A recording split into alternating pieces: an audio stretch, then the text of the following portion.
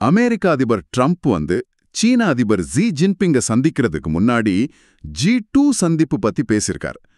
இதென்ன G2 புதுசா இருக்கே? இல்ல, இது புதுசில்ல. இந்த கருத்து கிட்டத்தட்ட 20 வருஷம் முன்னாடியே 2005ல ஃப்ரெட் பெர்க்ஸ்டன்னு ஒரு பொருளாதார நிபுணர் சொன்னாரு. ஓ, அப்படியா? ஆமா. உலக பொருளாதாரம் ஸ்திரமா இருக்கணும்னா அமெரிக்காவும் சீனாவும் ஒத்துழைக்கணும்னு அவர் சொன்னார். 2008ல உலக பொருளாதார நெருக்கடி வந்தப்போ இதுக்கு கொஞ்சம் முக்கியத்துவம் கிடைச்சது. நோக்கம் என்னன்னா G20 மாதிரியான அமைப்புகளுக்கு பதிலா இல்ல. ஆனா உலகன் 2 பெரிய பொருளாதார சக்திகளும் முக்கிய பிரச்சனைகள்ல முன்கூட்டிய பேசி ஒரு முடிவுக்கு வந்தா அது உலக நிர்வாகத்துக்கு நல்லதுங்கிறது தான். ஒபாமா நிர்வாகம் கூட இதை யோசிச்சாங்க. ஆனா அன்னைக்கு இருந்த சீனாவும் இன்னைக்கு இருக்கிற சீனாவும் ஒன்னா? அன்னைக்கு வலிமைய மறைச்சு நேரம் பார்த்து செயல்படுன்னு இருந்தாங்க. ஆமா, டெங் சியா오பிங் கொள்கை.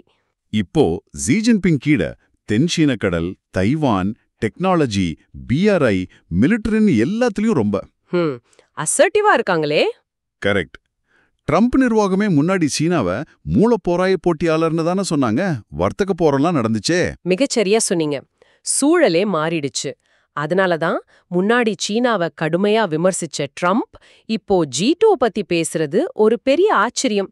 இது அமெரிக்காவோட சீனா அணுகுமுறையில ஒரு மாற்றம் வரலான்னு காட்டுது. இது ஒருவேளை சீனாவின் உலக வல்லரசு அந்தஸ்த அமெரிக்கா மறைமுகமா ஏத்துக்கிற மாதிரியா? அது ஒரு முக்கியமான கேள்வி. அப்படி ஒரு தோற்றத்தை இது ஏற்படுத்துது. இதுதான் அமெரிக்காவோட நட்பு நாடுகளை, குறிப்பா குவாட் நாடுகள், அதாவது அமெரிக்கா, இந்தியா, ஜப்பான், ஆஸ்திரேலியா, இவங்களை கவலை அடைய வச்சிருக்கு. ஏன் உங்களுக்கு கவலை? அமெரிக்காவும் சீனாவும் நேருக்கு நேரா பேசி வர்த்தகம், டெக்னாலஜி, பாதுகாப்புன்னு முக்கிய விஷயங்கள்ல ஒப்பந்தம் போட்டுக்கிட்டா நாமெல்லாம் ஓரம் கட்டப்பட்டுடுவோம்னு அவங்களுக்கு ஒரு பயம். இதுல இந்தியாவுக்கு என்ன தாக்கம்? இந்தியா ஏற்கனவே ட்ரம்ப் காலத்துல வர்த்தக பிரச்சனைகளை சந்திச்சதில்ல?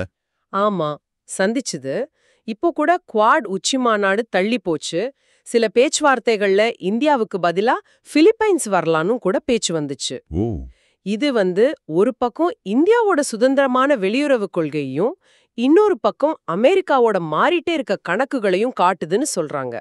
ஆனாலும் இந்தியாவோட பொருளாதாரம், அதோட கேந்திர முக்கியத்துவம் இதையெல்லாம் பார்க்கும்போது இந்தியாவை விட்டுட்டு ஒரு இந்தோ பசிபிக் வியூகத்தை யோசிக்கிறது கஷ்டம்தான் நிறைய பேர் நினைக்கிறாங்க. மத்த நாடுகள் ஜப்பான், ஆஸ்திரேலியா, ஆசியான்.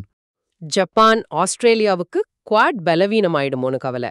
ஆசியான் நாடுகளுக்கு தங்களோட பிராந்திய முக்கியத்துவம் குறைஞ்சிடுமோ, அமெரிக்கா சீனா 2 பேரும் சேர்ந்து தங்களை கட்டுப்படுத்திடுவாங்களோன்னு ஒரு அச்சம் இருக்கு. அப்போ இதோட பெரிய தாக்கம் என்னவா இருக்கும்? நல்லதா கெட்டதா? அதுக்கு 2 பக்கமும் இருக்கு. அமெரிக்கா சீனா மட்டும் பேசிக்கிட்டா சின்ன நாடுகள் ஓரங்கட்டப்படலாம். விதிகள் அடிப்படையிலான உலக ஒழுங்குன்னு சொல்றோமே, அது பலவீனமாகலாம். அதிகாரம் 2 நாட்டுக்கிட்ட குவியலாம். இது ஒரு பக்கம்.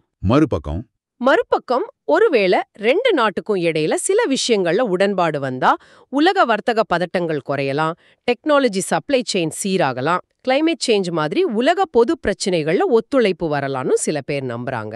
இது ஒரு சிக்கலான விஷயம். பார்க்கலாம் எப்படி போகுதுன்னு.